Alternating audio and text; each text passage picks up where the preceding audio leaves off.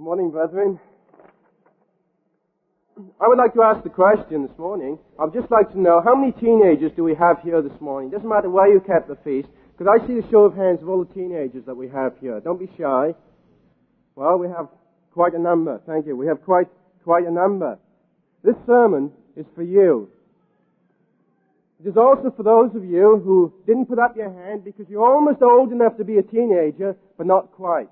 This sermon is also for you because you will be a teenager during the times that I'm going to be talking about just now. And for those of you who did not put up your hand because you felt perhaps you were a little bit too old, well, I don't want you to switch off to this sermon either. Mr. Armstrong for many years said he was 38 going on 37. So if Mr. Armstrong has been 38 going on 37, where does that leave the rest of us? On about our teenage years. I noticed that at a recent YOU dance here in Houston East Church, out on the dance floor, we had some of the oldest looking teenagers I've ever seen in my life. I think God's church is some of the oldest teenagers in the world because people still have a sense of fun, a sense of enjoying doing new things, going to new places. So I would like to now ask for a show of hands of those of you who are teenagers at heart. Let's see a show of hands. All right. And this sermon is for all of you. I was a teenager myself when I first became interested in the work. I was 14 years of age when I first started to write for the Plain Truth and the various literature and to study those. So I understand what it is to be a teenager, to be interested in this work. I understand what the problems of teenagers are. When I went to Ambassador College on my second time round, I was already on the speaking list. And one of the goals which I set myself was to bring together some information for the teenagers. And during my time at Ambassador, I went back through all of the Plain Truths back to the 1950s, studying everything that was written for or about teenagers, especially things written by Mr. Armstrong.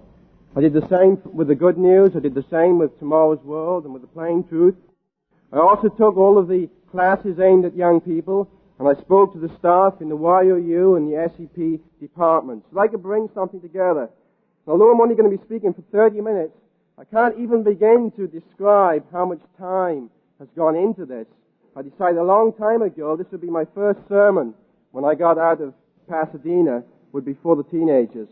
Not only my own time, which has gone into this, which is just the tip of the iceberg, and the amount of late nights I've had or missed meals getting together this information, but also there are many, many man-hours put together by Mr. Armstrong and various writers and ministers about the problems and difficulties which teenagers in the church have to face in this world. And I've capitalized on all that time and tried to bring it together, perhaps, in a way which hasn't been done before. So I want to ask the question to all of you who are teenagers at heart. What does God's church have to offer you teenagers? And what do you teenagers have to offer God's church? Here are the answers. Here are some straight from the shoulder talk for teens. Here are the facts. Here are 7 reasons why teenagers should support this great work of the living God. If I was a teenager this morning, I would write down these 7 reasons. I might not get down all the sub-points, but I would write down these 7 reasons, and I would memorize them so that I could remember them during times and trials and difficulties ahead, so that I could recall these 7 points and keep them in mind. Reason number 1, physical protection through the tribulation.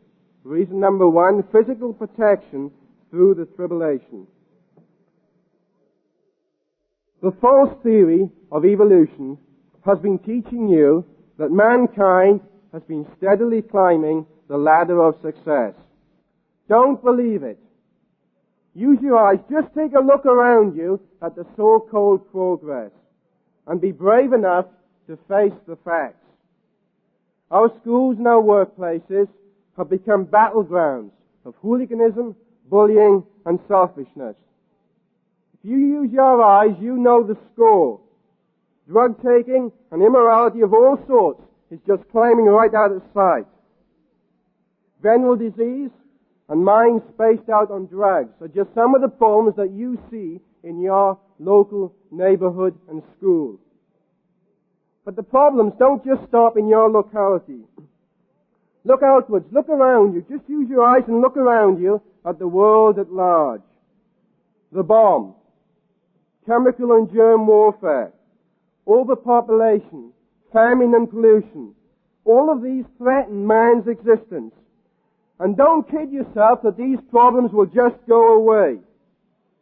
This world is going down the tube, as Jesus Christ said in Matthew 24, verse 22. And we won't turn there because there isn't time. However, not all the news is bad. Let's take a look at Malachi 3, verse 1. I'm using this scripture because I've used it before and explained it before. Malachi 3, verse 1.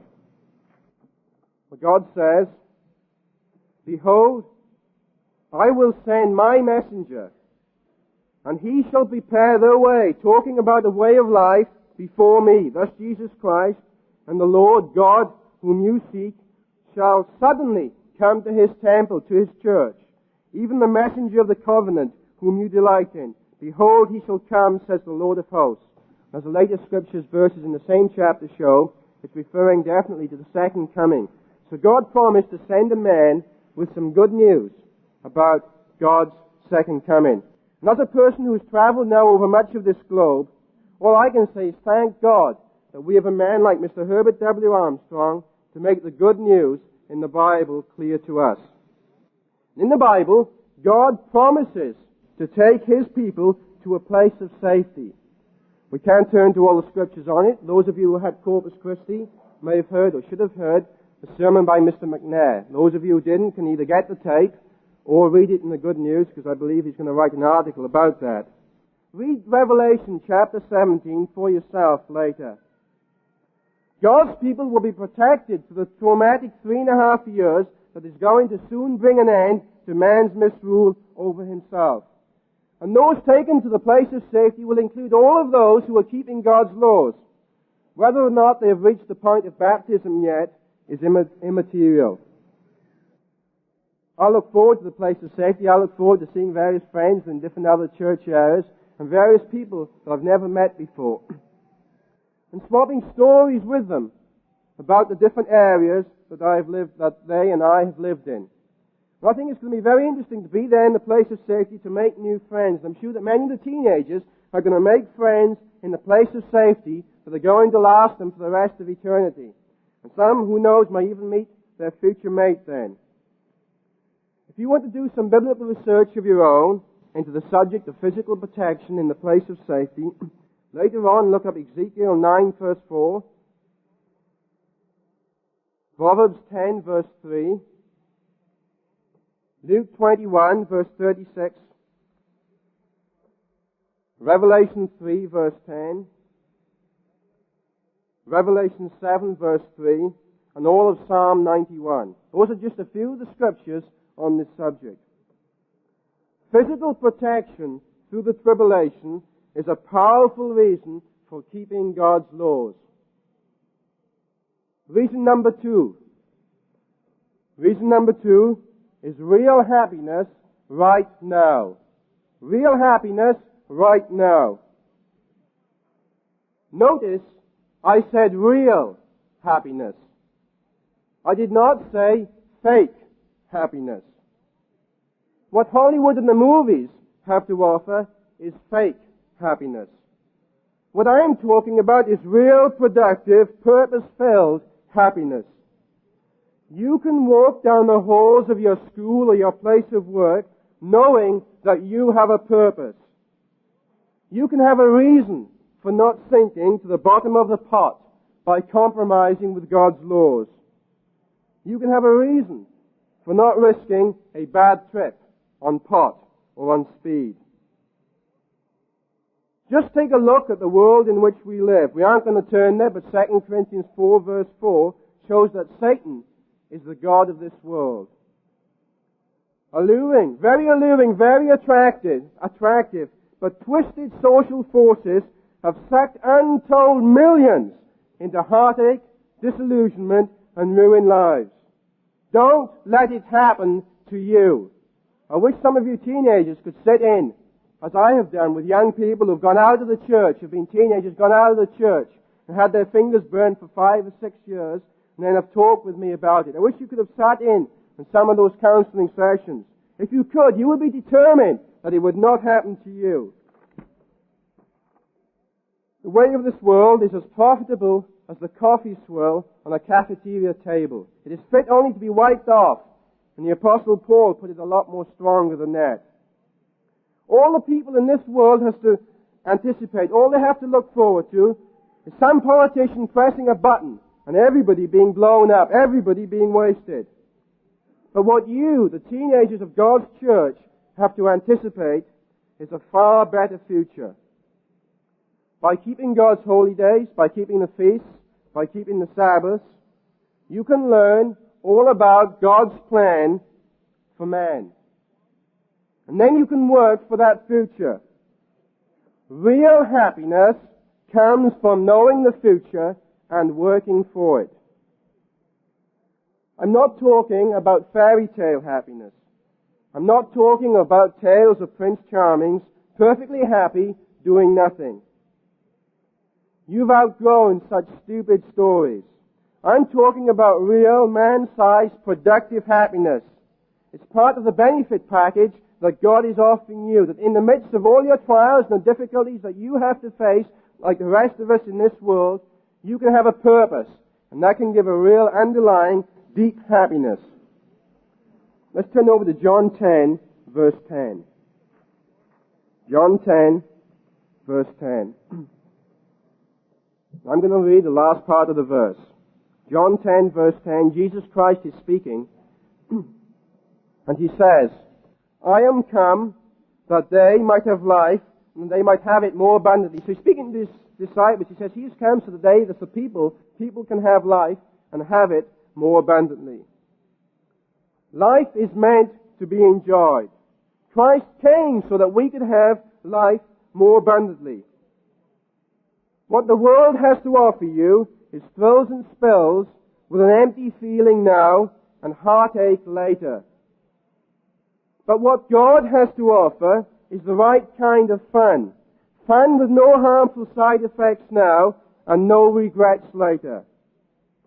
Read Psalm 19, verse 8, and Revelation 22, verse 14 for yourselves.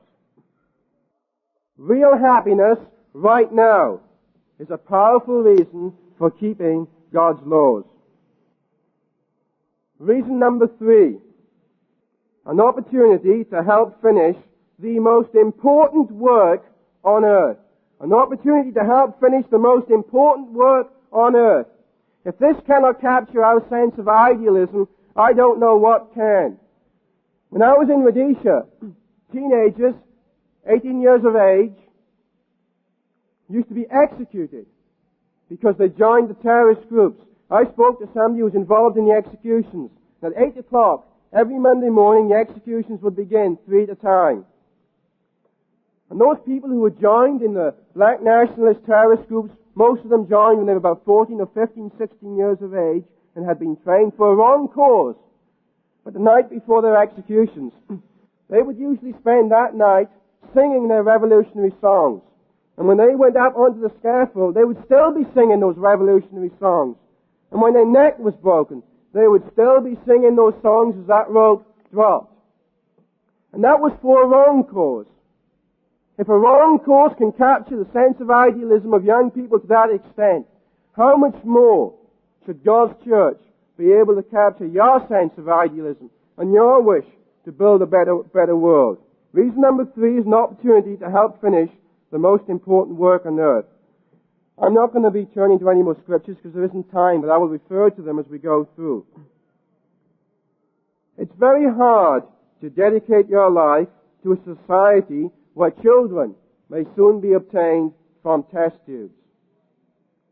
Teenagers who have wised up to this world have found an alternative. God has always used young people to help do His work. Do not think that you are not important because you're a teenager, that what you can do doesn't count. God used Joseph when he was a teenager. Read Genesis 37, particularly verse 2. Jeremiah and Daniel were in their teens when God began to use them. Look up Jeremiah 1 verses 6 to 7 and Daniel 1 verses 3 to 6. And Josiah, one of the greatest kings of Judah, was only 16 when he decided to put the nation back on track. And for several years he brought the various men into the army and so on that would help him put the nation back on the track. And then in his early 20s, he went out and tore down the pagan temples. And because of that, God spared his generation from captivity. Read 2 Chronicles 37, all the way through the chapter to see that. And Samuel was also a small boy, a very small boy, much younger than any of you listening to me, when he began to do small tasks around the temple. Jesus Christ himself never reached middle age. He fully understands the problems of being young in this world. That's why he's your champion. He's a champion of all young people. He had to go through it all himself. And his disciples were also chosen from young men. Mr. Armstrong recently has been taking time out from his busy schedule to go up to SEP twice to write various things to the ministers about how to deal with YOU and SEP and how they be set up and structured. And that's just an indication of the importance of young people to this great work of God. You are somebody very special. No older person can set an example to other young people the way that you can. Come on, teenagers, if you are young and alive, do you have what it takes to dare to be different? And I'm not saying it's going to be easy to support this work. There are many scriptures, such as 1 Peter 4 verse 12, which shows it's going to be difficult. It requires a special kind of courage. When crises hit the church, you're going to have to learn not to be strung out by the mass media. And as things get heavier, as things get more difficult, you're going to have to carry a heavier load. Also, you're going to have to fight against what I could term the dark side of your own nature. All of this is going to be tough, but it is going to be worth it. And remember this. Every time two people get together to talk with enthusiasm about the church, that is the work. Every time someone who is in the church sets an example to someone who isn't, that is the work. Every time we resist a temptation and don't go along with the crowd, that is the work. All of the daily small things that God's people around the globe do, all of those add up to this mighty work of the living God. It is all of our little acts of loyalty that make this work great. An opportunity to help Mr. Armstrong finish the most important activity on earth is a very powerful reason for keeping God's laws. Reason number 4. An opportunity to become an Elohim. An opportunity to become an Elohim. An opportunity to become God. 1 John 3:2 shows that we have the chance to become God. Stronger than a locomotive, faster than a speeding bullet, able to leap tall buildings at a single bound. Those are just some of the powers you can have as a spirit being. How many of you saw the film Superman? Well, if you get the chance, very good. Those of you who didn't, I recommend you see that. I saw it twice. It's the only film I can remember which I've seen twice. It just helped me to realize what it's going to be like to have even all these physical powers. And it's going to be fun to flex and to use spiritual super muscle. Down through the centuries, men have dreamed of possessing such strength. You can have it all. But wait a minute, some of you are thinking. I don't want to become a super being just yet. There are all kinds of things I want to experience before I become spirit. Well, fine. God is not going to change you into an Elohim until you are ready. You can live into the millennium as a flesh and blood physical human being, and I'll be talking more about that later. But becoming a super being is something you can keep in mind as a long-range goal. If you're not interested in becoming baptized just yet, then you can keep it in your mind as a long-range goal, becoming a super being. Just imagine And I've oftentimes think about this. Just imagine, one day you will be able to fly through the galaxies. One day you'll be able to burst through the sun like a mighty bolt of power. One day the universe will be yours to explore. Who knows? Some of you teenagers may be commissioned to go places where no man has gone before, to seek new worlds, and there to build and create. Space, the final frontier, awaits you. If you want to read more on the subject of becoming an Elohim, read the booklet, study the booklet, Why Were You Born? An opportunity to eventually become an Elohim is one of the most powerful reasons for keeping God's laws. Reason number 5. An opportunity to become a better person, here and now. Reason number 5, an opportunity to become a better person, here and now. Not one of us is satisfied with the way we are. All of us want to grow. Only the dead and the dropouts have no interest in improving themselves. The rest of us want to grow physically, emotionally, intellectually, and spiritually. God wants you to grow. We won't turn there isn't time. There's Matthew 25, verses 15 to 30 show, which is a parable of the talents. God wants you, your Maker wants you to develop your talents. He wants you to become a better person. He wants you to become a more educated, a more well-rounded, a more balanced person. And He's devised a personalized program for you for doing just that. If a person doesn't know where he is going, he will probably arrive someplace else. We know where we are going. We are heading for God's family. God is educating us to learn that. God is presently re-educating the church, and then we will be used to re-educate the world. We are heading for God's family. But even that isn't enough. Before we can plan our route to where we are going, before we can plan our route how to get there, we must first know where we are now. When I walked the Pennine Way, which is a mountainous walk across 250 miles in the north of Scotland and England, when I walked over those mountains with a group of other young people, I did it as a teenager, we had, of course, have with us a map. There was no roads or street signs or anything to follow. We had a map. And each morning, we would have to work out exactly where we wanted to be by the evening. That was our goal. But before we could get there, we also had to pinpoint on the map exactly where we were then, exactly where we were now.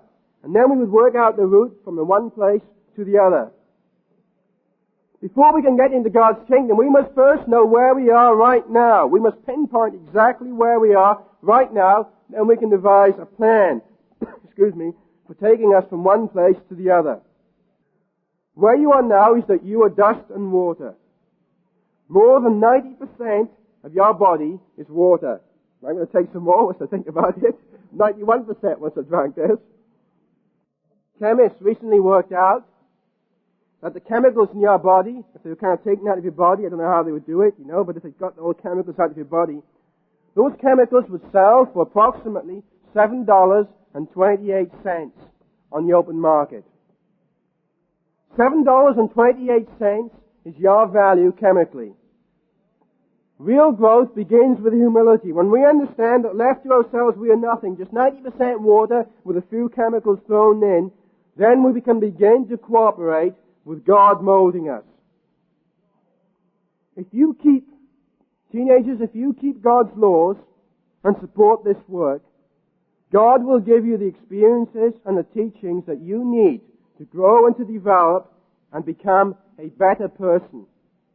And in fact, the moment we begin to support this work, we immediately become a better person. Then we grow from there. An opportunity to become a better person here and now is a powerful reason for keeping God's laws. Reason number 6. Reason number 6, an opportunity to prepare for the world tomorrow. Reason number 6, an opportunity to prepare for the world tomorrow. Putting it colloquially, you live in a hairy world. Mankind has spent the last 6,000 years getting himself into the mess that you have inherited. And mankind is now trying to extricate himself from this mess by building bigger and better weapons that will kill people more efficiently at less dollars per death. I listened to a military expert on a radio talking the other day, and he was stressing the fact that America is trying to build weapons which will do the job more cheaply. In other words, kill people at less cost. That is mankind's solution to our problems. The Great Tribulation is now fast closing in. After it comes the millennium. This is indeed an evil age. This is a frustrating age. This is the toughest age ever to be a teen in. But conversely, mankind now desperately needs young people who will follow the right way no matter what. It's easy to bend with the breeze, to roll with the waves, and to drift with the crowds. But to stand up for what's right, to demonstrate backbone rather than wishbone, that takes character. They don't realize it. They'd scoff at you if you told them. But the teenagers in your neighborhood, your friends outside the church, they desperately need you to prepare now to lead those of them that survive the coming Holocaust. You teenagers should be praying regularly that when a call to leadership comes, you will be ready for it. Just think about it for a moment. Those who survive the looming hostilities, who are they going to be? Who are the people who are going to survive in the concentration camps, on near starvation diets, working out in the sun and the heat? Most of those who survive, I'm convinced that most of those who will survive are going to be the young and the fit. Older people and people who are not too fit are just not going to survive. The old and the infirm who are outside the church are going to be mostly wiped out, especially when we're talking about the Israelites. But a few of your young friends, especially the more healthy ones, a few of them may survive through the tribulation. When Christ returns, when they come out of those concentration camps, just like the concentration camps of the Second World War, when those Americans and British come out, broken-hearted and disheartened, they will need not only spiritual leaders, but also young physical leaders that they can identify with and follow. To prepare now for the call to leadership will take nerves of steel and the heart of a champion. It's not going to be easy. You will have to fight Satan for every inch of the way. Satan knows what you can accomplish even as a physical human being in the millennium, and he hates you for it. You will have to contest that wicked creature at every crossroads in your life. But in so doing, you will build the strength that a man of steel leader needs. As Mr. Armstrong has often pointed out, in the millennium, it's going to be the young people in God's church who are not yet baptized. They're going to be the physical leaders and the spirit beings. Understand this. Your Creator is right now offering you a head start in life. As Malachi 4 verses 5 to 6 show. I think it's very interesting that right now Mr. Armstrong is stressing the emphasis on the youth in the church.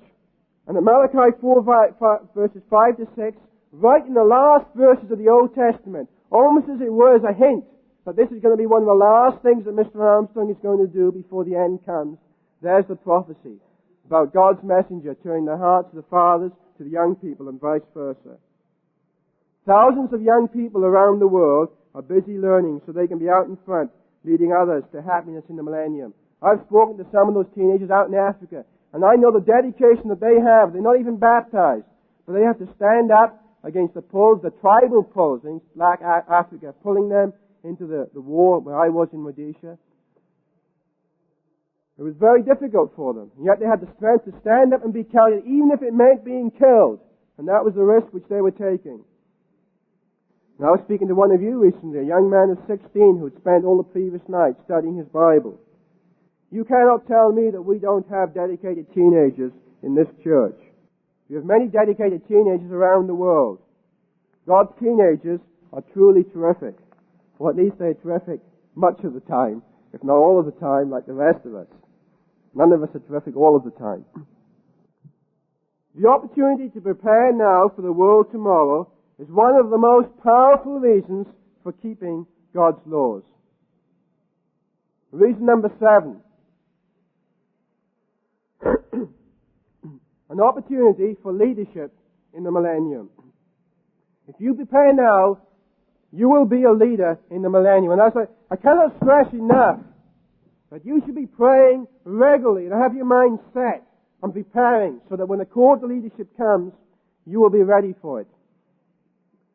Just take a look at this modern city, or the other modern cities, my own modern city back home in Swansea, or any of the other modern cities around this world. Just take a look at the modern cities that most people, that most modern people, most young people are bound and penned to. And be thankful that the millennium is now almost here. Young people, I am saying to you, who will be the physical leaders in the world tomorrow? The hooligans and the vandals, will they be the physical leaders? Or the punk rock fans? Or the heads in the socials? Or will it be the teenagers of God's church? You can be sure of this. The leaders of tomorrow will not come from the dropouts of today. No, sir. So capture the sniff of adventure. A new world is going to have to be built very soon now. And new leaders will be named to build that world. Tomorrow's leaders are not going to sedately pass the problems and pass the buck. They will not appoint committees to issue platitudes. Platitudes are not going to feed the survivors of the Holocaust. Tomorrow's leaders will boldly dare to do those things needed to be done to save the world. Imaginative solutions will be sought. Dynamic action will be taken. Vigorous orders will be issued. New trails will be blazed. I'm saying to you, young man, that the prairie grass will be as high as your horse's bridle, and mine too, because I want a horse in the millennium. The streams and the lakes will be filled with fish, and the land will simply swarm with game. New pioneer days are coming. If this doesn't capture your sense of adventure, all of our senses of adventure, because we're all teenagers at heart, I don't know what will.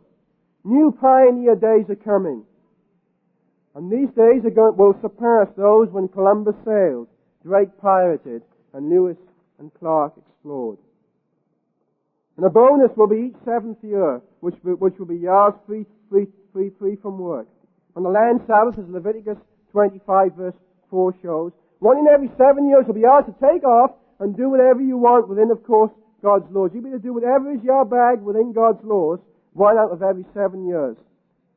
And even during the other 6 years of each 7-year cycle, without the heavy taxation that we have now, without the military burdens that we have now, without the health problems and the sicknesses that we have now, with each man in just the right job for him, with perfect working conditions and very little taxation, the workday will be much shorter than it is now. Also, of course, the work itself will be amazingly enjoyable. For anyone who has had to work long hours on the conveyor belt as I have done, the work situation of the future is something very beautiful to look forward to. And there's going to be plenty of time for all of our hobbies. Yes, the world of tomorrow will be a wonderful world for young men to live and to work in. I am saying to you, young women, that you have a date with destiny. You are a princess. One day you can be a part of God's ruling royal family. Right now, you are a princess, and a princess has to be told that she is a princess. I am telling you that you are a princess. Unless you were baptized before then, you can be a princess in the millennium. And such a high calling as you have, because it is a very high calling, requires high standards, self-discipline, sacrifice, and special training. In the millennium, you will be the trendsetters. You will be the ones that will wear the most elegant clothing. You will wear the latest fashions that other people are going to copy. When your husband returns from work, working on his homestead, you will be able to run out, give him a big hug, with a warm feeling inside you, knowing that you are fulfilling the purpose for which you were born. But Genesis 3 shows, men were made to work for what is right, and women were made to help them. And you will be able to use your soft strength to help your husband and to enrich his life. You can be a beautiful source of inspiration to your mate. If you learn now and obey God's laws now in the millennium, you can be a beautiful source of inspiration to your mate. And your husband, a man of character and worth, will be very thankful for you and will respect and praise you highly. Yes, the world of tomorrow will be a wonderful world for young women to live and to love in. An opportunity for leadership in the millennium is a mighty, powerful reason for keeping God's laws. Every one of them. I have given you teenagers 7 reasons why you should obey your Maker. There's a lot of thought going into these reasons, both from other people and from myself. Here they are again. Consider them carefully. And if I was a teenager, I would memorize these reasons and keep them in my mind for times of trial and test. And those times of trial and test are going to come. Here they are again. Number 1, protection through the tribulation. Number 2, real happiness right now. Number 3, an opportunity to help finish the most important work on earth. Number 4, an opportunity to become an Elohim. Number 5, an opportunity to become a better person. Number 6, an opportunity to prepare now for the world tomorrow. And that's desperately what this world needs. It's for people to prepare now to help them out of the mess that they're going to get themselves into. As I say, if that won't capture our sense of idealism, I just don't know what will. Reason number 7, an opportunity for leadership in the millennium. That millennium is now almost here. Think on this, teenagers, and I mean this all the way, right the way down to my toenails. Never before in human history have young people been given such a good chance of turning their fondest hopes and dreams into reality. Never before has there been a group of young people who've had the opportunity that you, the young people of God's church, not just in this congregation but around the world, are having. Never before in the long, sad story of human woe and misfortune has there been an opportunity like this. Seize it with both hands and never let it go. Never, never, never. Never give in to the forces of evil. Never give in to the forces and the pulls of this world. Never give in to Satan. This is a unique opportunity that you teenagers are having in this generation. That is what God's church has to offer you. What do you have to offer God's church? Well, I've covered it as I'm going through, but to recap, teenagers of the church of the living God, I am saying to you that your church, God's church, is under attack. We are now about to fight the most important battles of human history.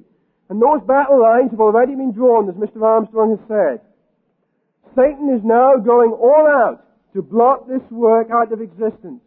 Who knows what new plan or scheme he has developing in some dark and filthy corner of his mind, ready to launch upon the church. Satan is now going all out to blot this work out of existence. He must not be permitted to succeed. We must resist.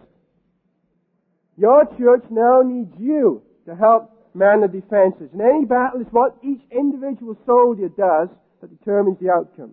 And we are going to win this battle, but we will win it by God working through us. Your church needs you to help man the defenses. Don't think you are too young to help. If you are old enough to read this, you're old enough to take your place in the spiritual barricades. You're old enough to hold out against this world. It is all of our little acts of loyalty that will continue to make this great work, that will continue to make this work great, and enable our message to go forth with growing confidence and growing strength. Give God your acts of loyalty. Don't give them to some pop star. Don't give them to some movie star who's leading some wretched life. Don't give them to the political parties of this world, which is all part of Satan's system. Give God your acts of loyalty and help us win this war. God's church now needs your efforts. If your mind is open to what I am saying today, God is drafting you to the battlefront. God is personally drafting you to the battlefront. Think on this, teenagers, and those of you who are teenagers at heart.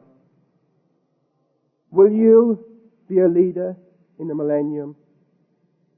Or will you be remembered as just another statistic who God is while the going seemed good? We cannot decide your future for you. Your future is yours to do with as you will. All that we can do is to give you the facts. I've now done that. The choice, teenagers, is yours.